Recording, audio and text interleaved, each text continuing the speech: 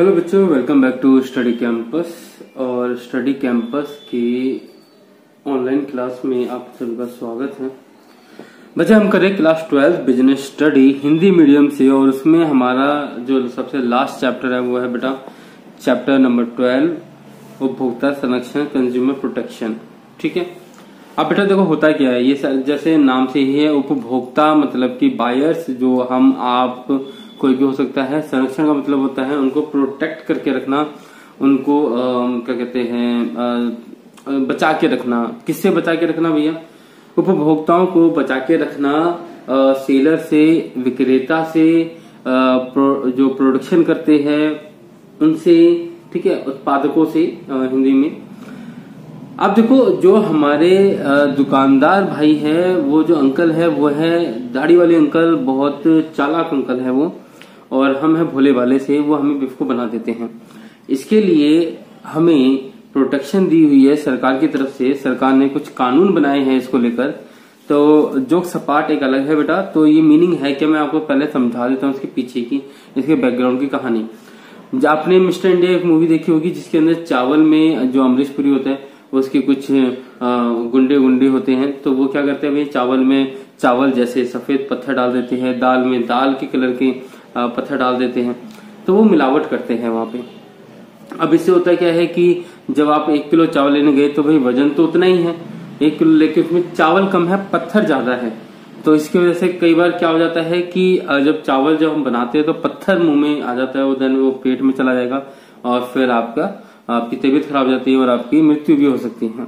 और अलग अलग तरीके से भी फ्रॉड किए जाते हैं कंज्यूमर के साथ, बायर्स के साथ। ठीक है। बाहर से बिस्किट का पैकेट बहुत अच्छा होता है, अंदर खा के देखो तो ओहो इतना गंदा स्वाद। मैगी कई कंपनियां लेकर आती है, कहते हैं भैया, और बाहर तो मैगी इतनी स्वादिष्ट दिखाते हैं और जैसे हम उसको बनाते हैं कहते हैं ओहो इससे गंदा टेस्ट कहीं नहीं है, या विज्ञापन गलत तरीके से दिखाते हैं। ऑल आउट की अगर हम बात करें तो ऑल आउट कंपनी ने जब पहले, आप कभी यूट्यूब पे सर्च करना, एक एडवर्टाइजमेंट दिया था जिसमें उसकी जो मशीन थी ऑल आउट की, वो मच्छर खाती हुई नजर आई थी। वो अपना मुंह खोलती है और मच्छर खा जाती है। ऐसे विज्ञापन से, अब क्योंकि ये बहुत पुराना विज्ञापन है तो इसकी वजह से क्या हुआ था, लोग समझते थे कि ऐसे सच में एक मशीन है जो मुंह खोल के मच्छर खाती है, जबकि रियलिटी ऐसी नहीं थी। रियलिटी में बेटा क्या होता है, रियलिटी में वो लिक्विड जो है, वो दवाई जो है वो फैलती है हवा में और उससे मच्छर मर जाते हैं।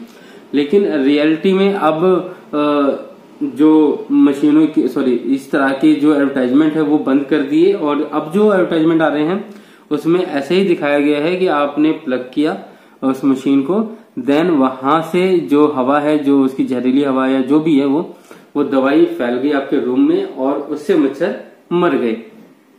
राइट। अल्टीमेटली अब उन्होंने क्या किया है, एडवर्टाइजमेंट को अपना सही किया है, सही तरीके से प्रेजेंट किया है।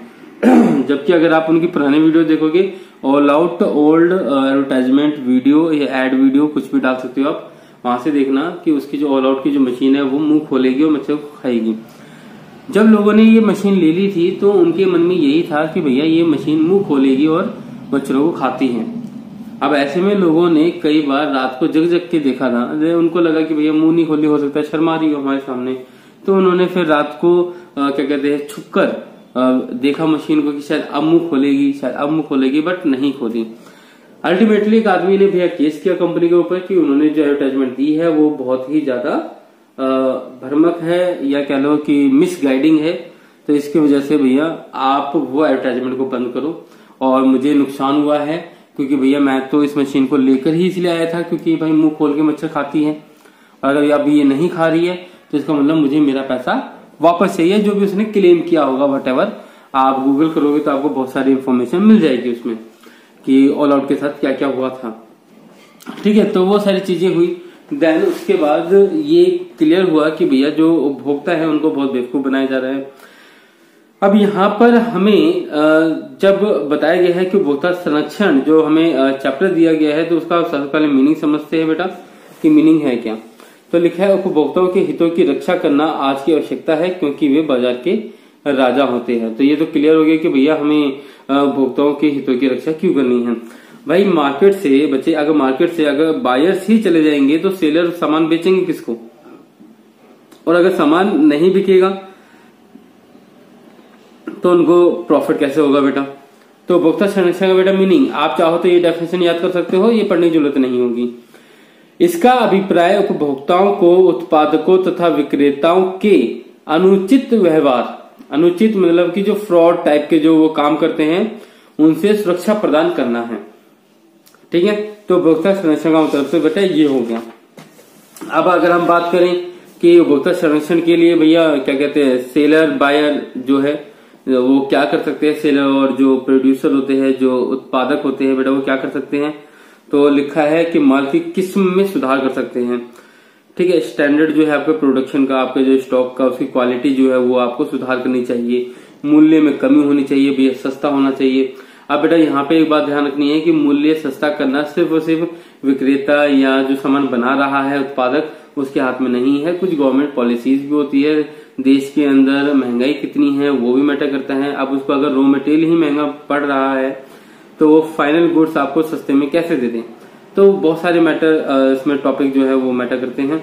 स्पष्ट एवं सभ्य विज्ञापन करना, बेटा विज्ञापन एकदम स्पष्ट होना चाहिए, एकदम सभ्य होना चाहिए। तो जैसे जो हमारी कोल्ड ड्रिंक्स होती है उसकी जो एडवर्टाइजमेंट है कि भैया वो पहाड़ों से छलांग में मार रहा है, वो क्या कहते हैं हेलीकॉप्टर लेके आगे गाड़ी लेकर, तो बेटा ये अब एक होता है, एक पेप्सी के लिए आप इतनी मेहनत करोगे? रियलिटी है क्या ये? एक पहाड़ से दूसरे पहाड़ पे आपने छलांग तो लगा दी बाइक लेकर, लेकिन आप आगे जाओगे कहाँ? पहाड़ तो खत्म हो गया, आप कैसे जाओगे, कहाँ पे? ठीक है, तो कुछ भी एडवर्टाइजमेंट आ जाती है उसको पेप्सी को लेकर या आपका Coca Cola, Thums Up, whatever जो भी है, डर के आगे जीत है। मतलब अब डर के आगे जीत है इसका मतलब क्या है कि एग्जामिनेशन हॉल में आप थम्स अप या पेप्सी जो भी है वो आप लेकर जाओगे और कहोगे भैया मैं तो पेपर फाड़ के आ जाऊंगा और डर के आगे जीत है, ये मैंने पी ली पेप्सी, अब हो गया मैं पास। राइट, थोड़ा सेंस होना चाहिए। मतलब एडवर्टाइजमेंट कुछ भी बन जाती है, कैसे बन जाती है, जो हम हैं आप हैं, चलो हम समझदार हैं, हम समझ सकते हैं, लेकिन जो छोटे बच्चे हैं, जो 6th स्टैंडर्ड के बच्चे हैं, 5th स्टैंडर्ड के बच्चे हैं, 4th स्टैंडर्ड के बच्चे हैं, वो छोटे बच्चे बेचारे, वो जब देखेंगे वो बच्चे तो उनके माइंड में क्या इम्पैक्ट आएगा ऐसे एडवर्टाइजमेंट का। तो जब छोटा था तब शक्तिमान आया करता था और शक्तिमान को देख के हमें पर्सनली हमें भी ऐसा लगता था कि भैया ऐसे उंगली ऊपर करके गोल गोल घूमेंगे तो हम भी उड़ने लग जाएंगे, या शक्तिमान रियलिटी में है और वो हमें बचाएगा। तो कई बच्चों ने सुसाइड भी किया था, ये आप न्यूज देख सकते हो, आपको यूट्यूब पे मिल ही जाएगी कहीं ना कहीं, कि शक्तिमान की वजह से भी कई बच्चों ने सुसाइड किया, क्योंकि अल्टीमेटली देखने वाले बच्चे ही थे उस नाटक को। और उन बच्चों को, बेचारे बहुत छोटे बच्चे हैं, उनका माइंड जो होता है बहुत कोमल है, और ऐसे में उनके माइंड में अगर आप इस तरह की कोई बात डाल दोगे कि ऐसा कोई सुपर हीरो होता है और वो हमें बचा लेगा, तो वो बहुत गलत चीज है। बच्चे वहां पे बहुत गलत चीजें सीख जाते हैं। ऐसे ही अगर आप पेप्सी या कोकोला या कोई भी प्रोडक्ट हो दुनिया का, अगर आप ऐसी कोई चीज बता देते हो, अगर चलो वैसे तो मैगी ने नहीं किया, बट अगर मैगी भी अगर ऐसा कोई एडवर्टाइजमेंट बना दे कि आप मैगी खाओ और एग्जाम में टॉप कर जाओ, तो ये कोई लॉजिक थोड़ी हुआ उसमें। तो लिखा है कि स्पष्ट एवं सभ्य विज्ञापन होना जरूरी है बेटा। विक्रय के बाद सेवाएं उपलब्ध कराना बच्चे, ठीक है। अच्छा, अब सेल हो गई, अब सेल के बाद ये नहीं होना चाहिए कि प्रोडक्ट सेल हो चुका है तो ऐसे में भैया अब कंज्यूमर को कुछ प्रॉब्लम हो रही है इस प्रोडक्ट को लेकर, तो विक्रेता जो है क्या कहते हैं उसे, सप्लायर जो है, जो उस उत्पाद को जो बनाता है, वो कंपनी उससे अपना पल्ला झाड़ ले कहेगी कि भैया हमने तो बेच दिया, अब आप संभालो। तो ऐसा नहीं होना चाहिए। तो आफ्टर सेल सर्विस भी उपलब्ध कराना बेटा बहुत जरूरी होता है, ठीक है। तो अगर देखा जाए तो किस तरीके से कंज्यूमर को बेटा यूज किया जाता था, किस तरीके से बेटा प्रॉब्लम फेस करने को मिल रही थी, तो बेटा वो यहाँ पे लिखा हुआ है इधर की साइड, तो आप बेटा पढ़ सकते हो इसे। उपभोक्ता वस्तुओं में मिलावट करना, वस्तुओं एवं सेवाओं की घटिया किस्म, भ्रमपूर्ण विज्ञापन, जैसे मैंने आपको अभी बताए थे, जो एग्जाम्पल मैंने आपको दिए हैं बेटा, वो विज्ञापन भ्रमपूर्ण है, आपको आपके मन में कंफ्यूजन क्रिएट कर देते हैं, आपको गलत शिक्षा देते हैं। वस्तुओं को कम तोलना या कम नापना, ये आपने एक मूवी थी अनिल कपूर की जहाँ पे वो सीएम बनते हैं, तो वहां पे आपने देखा होगा कि ऐसे में वो तराजू में वो कम सामान तोलते, वो चुमक लगा देता है इंसान। माल का स्टॉक करके बनावटी कमी उत्पन्न करना, जो कि रियलिटी में ये आपको अब देखने को मिल रही है। ये एक बात बताओ मुझे कि सर्दियों के टाइम पे ही प्याज की, टमाटर की वैल्यू क्यों इंक्रीज हो जाती है? क्योंकि शादियां पार्टी चल रही होती है, सभी को शाही पनीर या मटर पनीर बनवाना होता है अपनी शादी में, तो अल्टीमेटली जो डिमांड है वो इंक्रीज हो जाता है। तो इस वजह से वो जानबूझकर पूर्ति, देखो हमारे देश में किसी भी चीज की कमी नहीं है, हमारा देश बहुत अच्छे से प्याज और टमाटर का उत्पादन करता है और कर भी सकता है, पोटेंशियल भी है प्लस वो करता भी है, लेकिन जानबूझकर किसी न किसी तरीके से वो इस तरह से दिखाते हैं मार्केट में कि भैया प्याज नहीं आ रहा या टमाटर नहीं आ रहा, उसकी बहुत शॉर्टेज चल रही है। ये शॉर्टेज आपकी गर्मियों में क्यों नहीं होती? ठीक है बेटा, होगा ही होगा आपको, अगर आप ध्यान से देखो। चलिए आगे चलते हैं, इन सब चीजों को छोड़ते हैं। तो बात है बेटा, कुछ एग्जांपल्स हमें दिए गए हैं। भारत में उपभोक्ता शोषण के कुछ उदाहरण क्या हैं?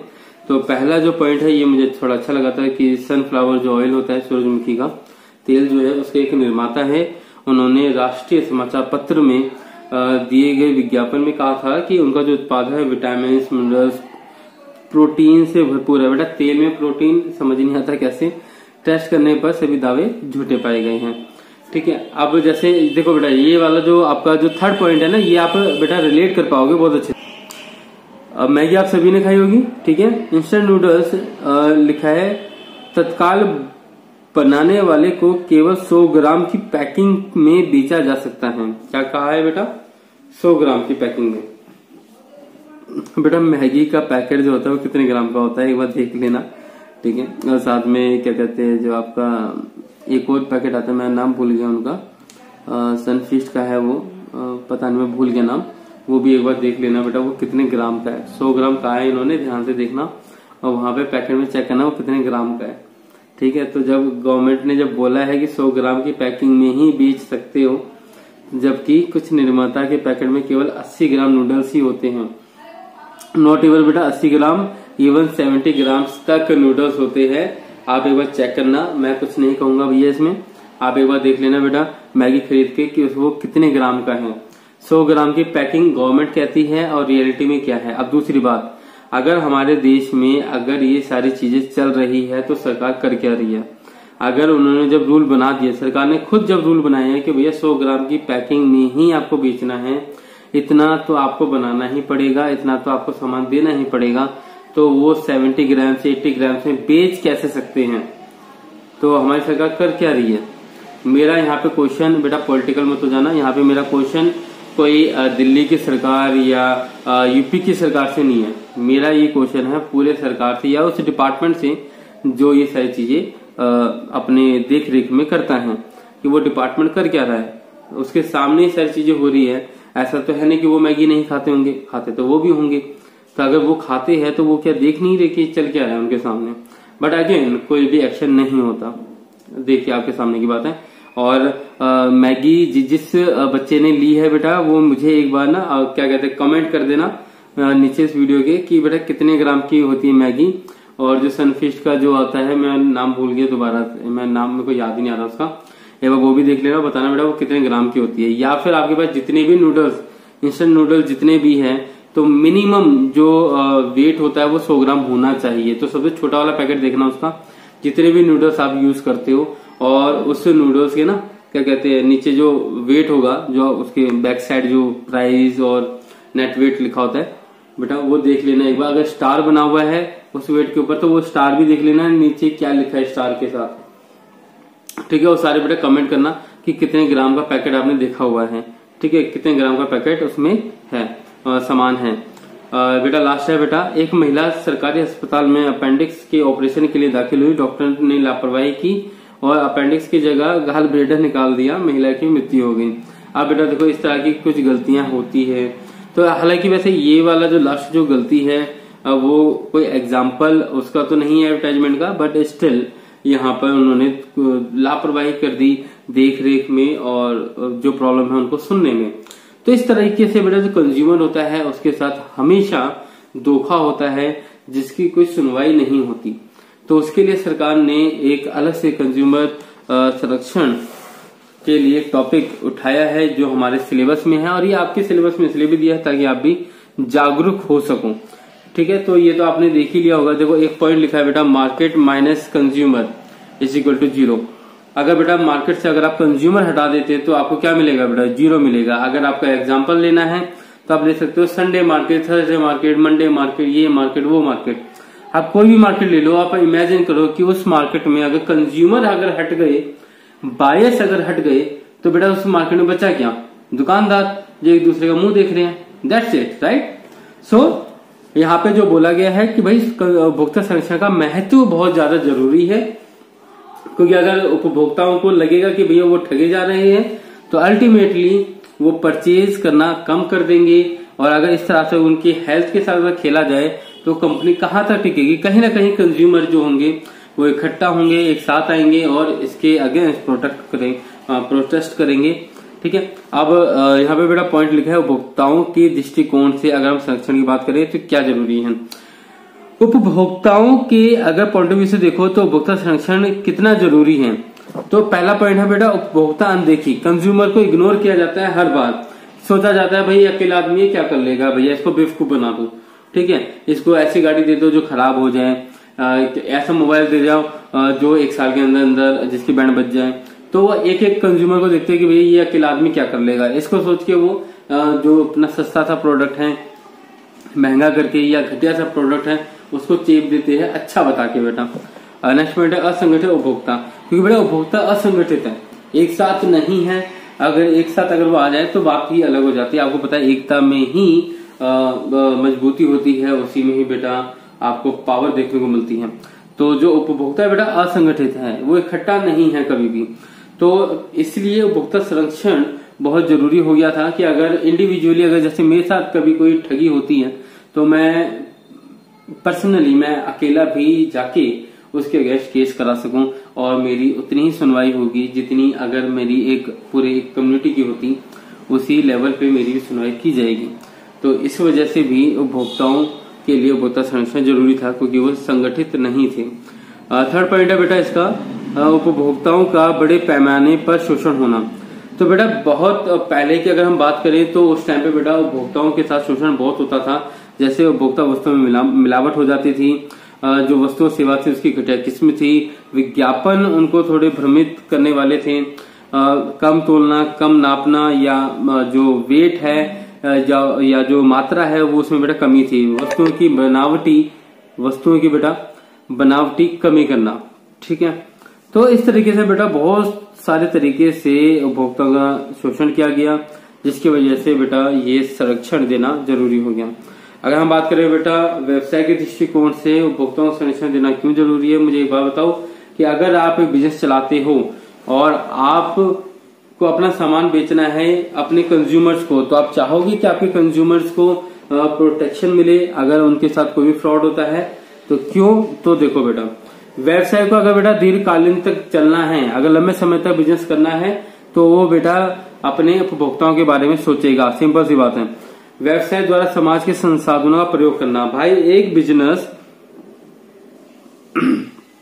ये वाली बात बेटा मैंने पहले बोली थी कि एक बिजनेस जो होता है वो बेटा सोसाइटी के अंदर रहकर काम करता है और लोगों के साथ काम करता है, लोगों के लिए काम करता है।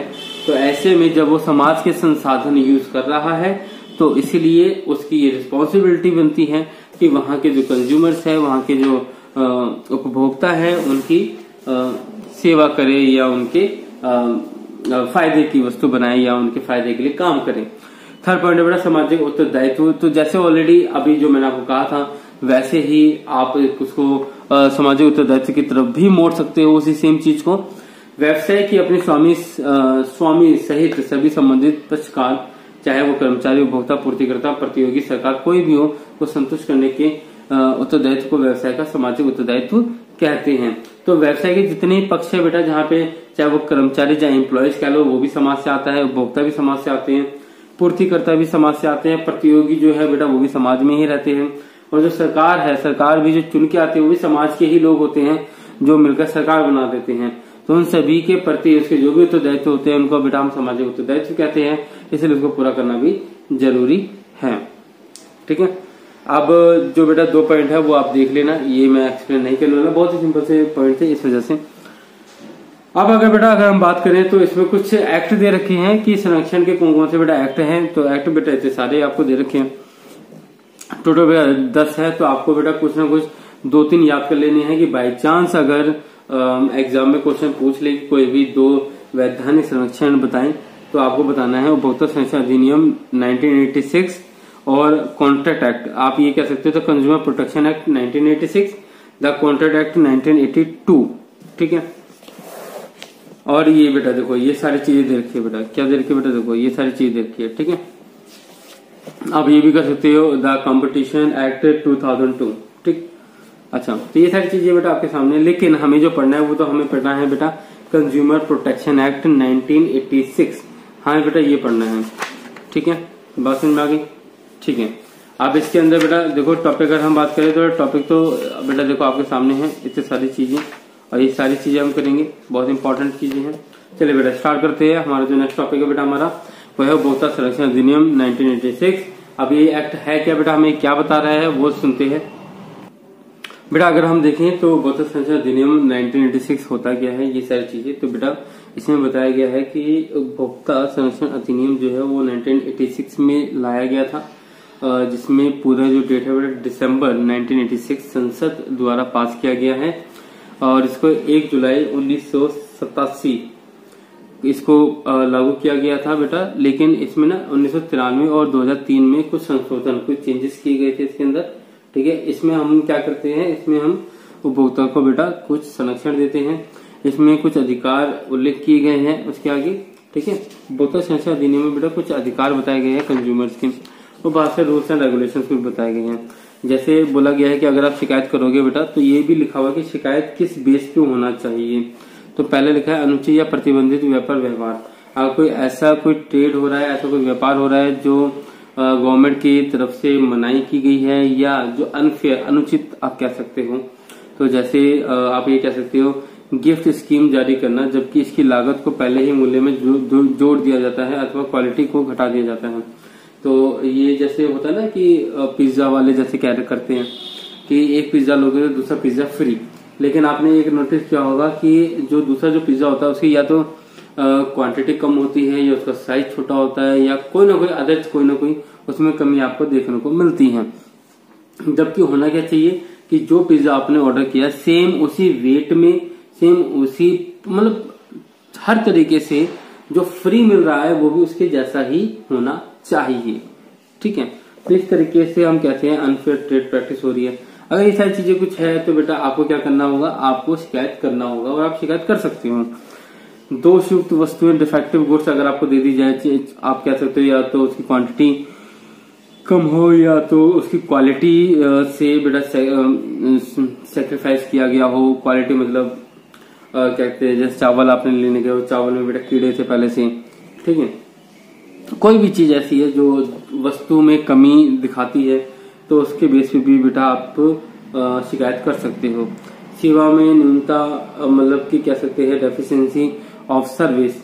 अगर कहीं कभी आपको क्या कहते हैं सेवा देने में, सर्विस देने में अगर लेट हो रहा है, जैसे लोन देने में अगर जानबूझकर देरी की जा रही है। देखो एक होता है बेटा कि टाइम है, वो टाइम जो प्रोसीजर है वो तो फॉलो करना ही होगा, बट अगर जानबूझकर अगर वो आपको बेवकूफ बना रहे हैं तो ऐसे में आप शिकायत कर सकते हो। या बीमा कंपनी को आपने क्लेम किया बट वो जानबूझकर देर कर रही है आपको पैसा देने में, वो सोच रहे हैं कि आपको जितना परेशान किया जाए उतना अच्छा, फिर आप अपने आप ही चले जाओगे, ठीक है। तो इस तरीके से कुछ या बिजली या टेलीफोन जो डिपार्टमेंट है उनके द्वारा बेटा अगर आपको जो बिल दिया गया है बेटा वो गलत दिया गया है तो इसके बेस पे भी आप शिकायत कर सकते हो। लास्ट है बेटा अधिक कीमत लेना। अगर आपको बेटा जो पैकेट में जो लिखा है एमआरपी उससे अगर आपसे ज्यादा कीमत ली जा रही है तो बेटा आप शिकायत कर सकते हो, ठीक है, ध्यान रखना बेटा। तो ये कुछ 4 पॉइंट हमें बेटा दे रखे थे जिसके बेस पे आप शिकायत कर सकते हो। और लास्ट है बेटा जो हमारे पास वो है बेटा 5th जोखिमपूर्ण वस्तुओं की पूर्ति। तो जीवन के लिए जोखिमपूर्ण वस्तुओं को बिना संबंधित आवश्यक सूचनाओं जैसे उसका उपयोग कैसे करना है, उसके अंदर कंटेंट क्या क्या है, उसके प्रभाव क्या क्या हो सकते हैं के बेचने पर पीड़ित पक्षकार शिकायत कर सकता है कुछ जोखिमपूर्ण वस्तुएं निम्न है: प्रेशर कुकर, बिजली के यंत्र, कुकिंग गैस। और इसमें बेटा मैं एक चीज और ऐड करना चाहूंगा, जो हेयर कलर जो आप करते हो, चाहे वो गार्नियर का हो, किसी भी कंपनी का हो, तो उसमें वहां पे उन्होंने चेतावनी दे रखी है। आप एक बार अगर कभी खरीदो तो आप देखना, उसमें बेटा चेतावनी दी जाती है कि अगर ये केमिकल गलती से अगर आपकी आंखों में लग गया तो हो सकता है कि आप अंधे हो जाओ, हो सकता है आपकी आंखों की रोशनी चली जाए, मतलब किसी न किसी तरीके से आपकी आंख डैमेज हो सकती है। तो उन्होंने वो चेतावनी दी है। प्लस उन्होंने ये भी चेतावनी दी है कि अगर आपकी स्किन में अगर ये केमिकल लग जाता है तो वो स्किन उस जगह से काली हो जाएगी, या जो भी कलर आपने लिया उस कलर की हो जाएगी, और कुछ टाइम के बाद वो ठीक हो जाएगी, वो बात अलग है, लेकिन वो वहां पे अपना निशान छोड़ जाएगी। ठीक है, तो ये बेटा वहां पे चेतावनी पहले से उन्होंने दे रखी है। और जिन बच्चों ने पढ़ रखी है तो बेटा कमेंट करो, और जिन्होंने नहीं पढ़ी और अगर आप खरीदते हो ये प्रोडक्ट कभी भी, या रिसेंटली अगर आपने यूज किया है और अगर आपने पढ़ा है, तो प्लीज मेंशन करो कमेंट में, ताकि बाकी बच्चों को भी पता चल सके। ठीक है, नेक्स्ट बेटा इसी अधिनियम में हमें बता रखा है कि आपकी जो प्रॉब्लम है उसको सॉल्व करने के लिए बेटा 3 स्तर की न्यायिक तंत्र बनी हुई है। ठीक है, जिसमें आपकी जो शिकायत है उनको सुना जाता है और आपको कहीं ना कहीं किसी न किसी तरीके से आपको संतुष्ट किया जाएगा, आपकी शिकायतों का निवारण किया जाएगा। ठीक है, अब यहाँ पे पॉइंट क्या लिखा है, शिकायत निपटारा अवधि बेटा कितनी है, तो लिखा हुआ है इस अधिनियम के अंतर्गत शिकायतों को अतिशीघ्र निपटाने का बेटा प्रावधान किया गया है। सामान्य स्थिति में इस अवधि की अधिकतम सीमा 3 महीने है। यदि किसी विशेष स्थिति में वस्तु के टेस्ट करने आदि की जरूरत हो तो अधिकतम सीमा 5 महीने हो सकती है।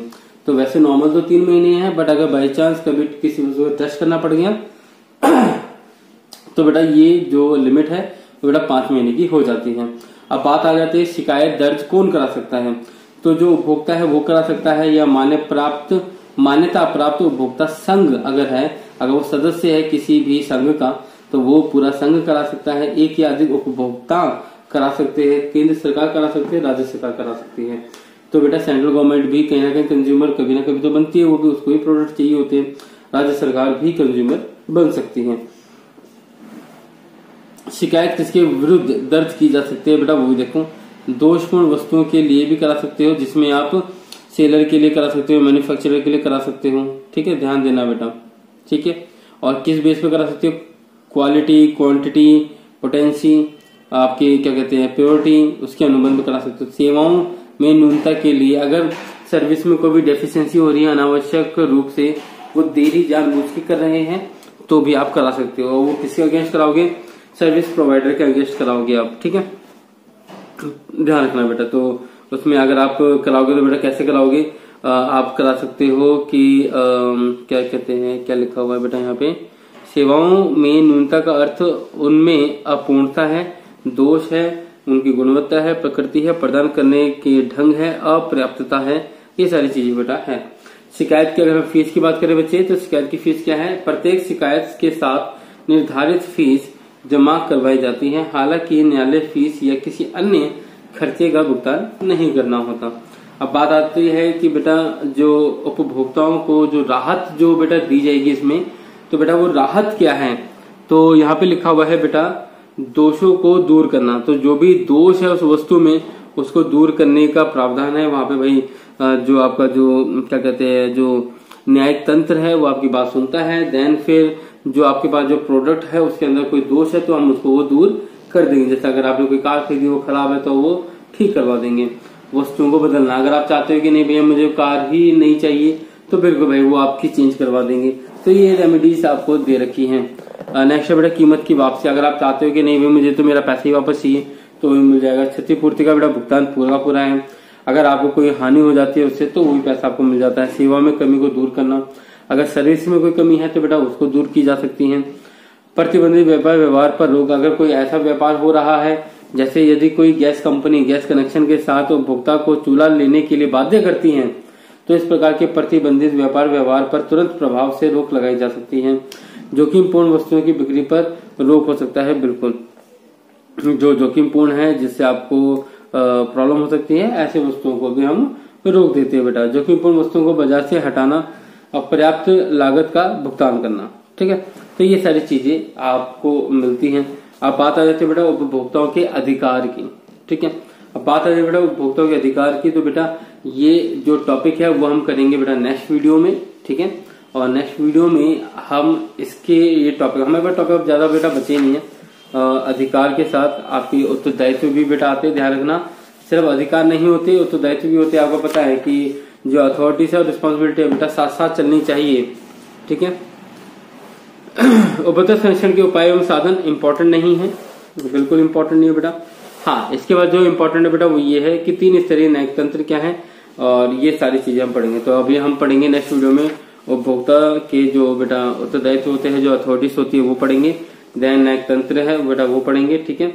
और उसके बाद बेटा जो अगेन जो मोस्ट इंपॉर्टेंट क्वेश्चन बेटा बन सकता है, उपभोक्ता संगठनों तथा गैर सरकारी संगठनों की भूमिका क्या है। आई थिंक जब एग्जाम दिया था तब बेटा ये वाला क्वेश्चन आया था। बहुत प्यारा क्वेश्चन है बेटा, ये एग्जाम में आने के चांसेस बहुत ज्यादा रहते हैं, और ऐसा लग रहा है कि मैं एग्जाम दे रहा हूँ, क्योंकि सेम ये आई थिंक ये क्वेश्चन आया हुआ था और मैंने इसका आंसर जब किया था तो अभी मुझे याद आता है। तो ये वाला क्वेश्चन बेटा आया था, ये इंपॉर्टेंट क्वेश्चन था बेटा बहुत ज्यादा। तो ठीक है बेटा, आज की इस वीडियो में इतना ही है। नेक्स्ट वीडियो में हम बाकी टॉपिक करेंगे कंप्लीट। और अगेन कहूंगा बेटा, नई हो तो सब्सक्राइब करो जल्दी से जल्दी, ताकि हम लाइव क्लास स्टार्ट कर सके बेटा। इसके बाद केस स्टडीज भी करेंगे, और हम नेक्स्ट वीडियो में लेकिन ये टॉपिक करके इंपॉर्टेंट क्वेश्चन देख लेंगे इसका, ठीक है। और फिर एक लास्ट चैप्टर बच जाएगा, वो भी बहुत जल्दी चुटकी बजाते हैं बेटा, वो भी खत्म करेंगे। तो आई होप आपको ये वीडियो अच्छी लगी। लाइक कर देना बेटा, कमेंट कर देना अगर आपको कोई भी डाउट है, कोई भी क्वेरी है, वो सब, ठीक है। और मिलते हैं बेटा नेक्स्ट वीडियो में।